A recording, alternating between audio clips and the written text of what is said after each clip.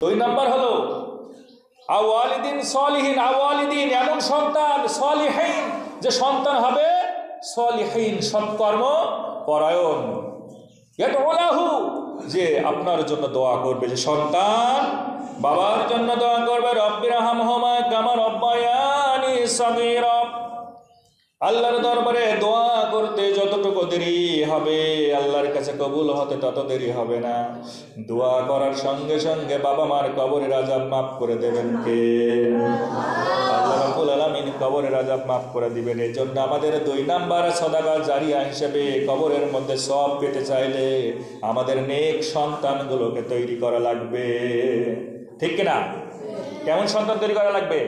নেক সন্তান। আল্লাহ রাব্বুল আলামিন কোরআনুল কারীমের মধ্যে জানিয়ে দিলেন, আমরা সূরা ফাতিহার মধ্যে পাঠ করি ইহদিনাস সিরাতাল মুস্তাকিম সিরাতাল্লাযীনা আন'আমতা আলাইহিম। আল্লাহ আপনি আমাদের এমন একটা রাস্তা দেখান যে রাস্তায় আপনার প্রিয় মানুষগুলো চলে গিয়েছে। এখন কোন প্রিয় মানুষগুলো চলে গিয়েছে, প্রিয় মানুষগুলো কারা? সূরা ফাতিহার মধ্যে কিন্তু আল্লাহ দেয় না এই কথাটা। আল্লাহ রাব্বুল আলামিন জানিয়ে দিলেন এই পৃথিবীর ময়দানে 4 শ্রেণীর মানুষ হলো আল্লাহ সুবহানাহু ওয়া তাআলার দরবারে সবচেয়ে প্রিয় মানুষ। কয় শ্রেণী? 4 শ্রেণীর মানুষ এই দুনিয়ার মধ্যে আল্লাহ সুবহানাহু ওয়া তাআলার কাছে প্রিয় তারা, এছাড়া বাদ বাকি আর প্রিয় না। এই কথা জানাচ্ছেন কে?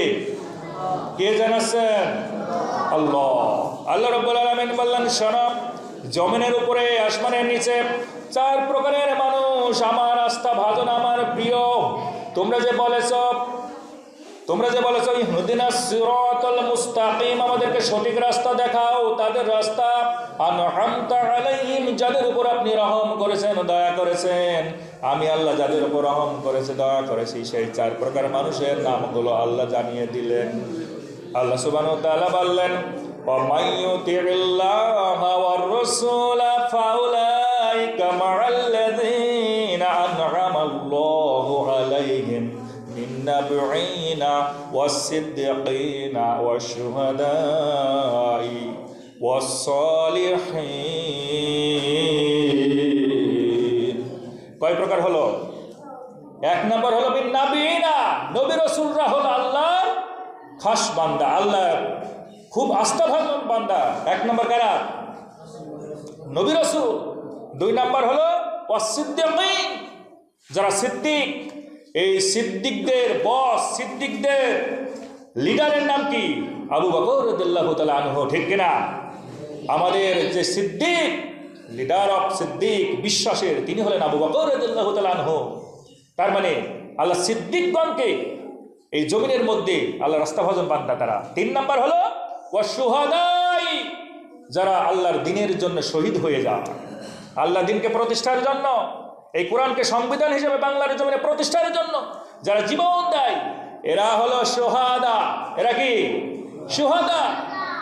এরা শহীদগণ, এরা হলো আল্লাহ রাস্তাভাজন, এরা হলো আল্লাহর প্রিয়।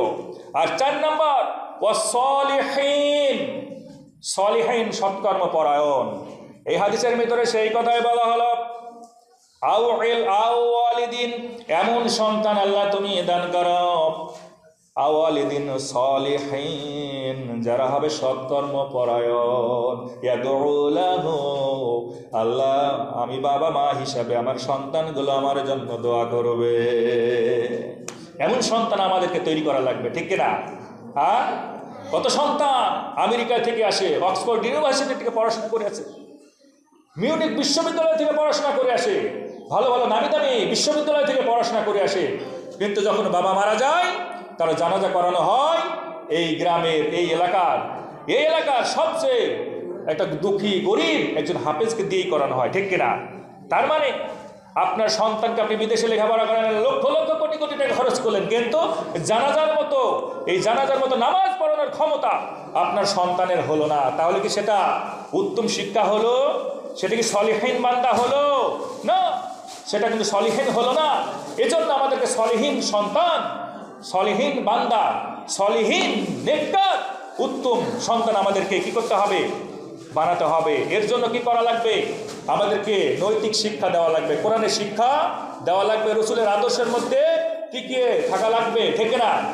বন্ধুরা আমার, আল্লাহ রাব্বুল আলামিন বলেন ওয়া হাসুনা, আল্লাহ বলতেছেন এই যে 4 প্রকারের নাম বললাম, মিন্নাবিনা ওয়াস সিদ্দিকিনা ওয়াস শুহাদাই ওয়াস সালিহিন, এই 4 প্রকার হলো ওয়া হাসুনা উলাইকা রফিকা, কতই না উত্তম বান্দা, কতই না উত্তম সঙ্গী তারা। সুবহানাল্লাহ বলেন।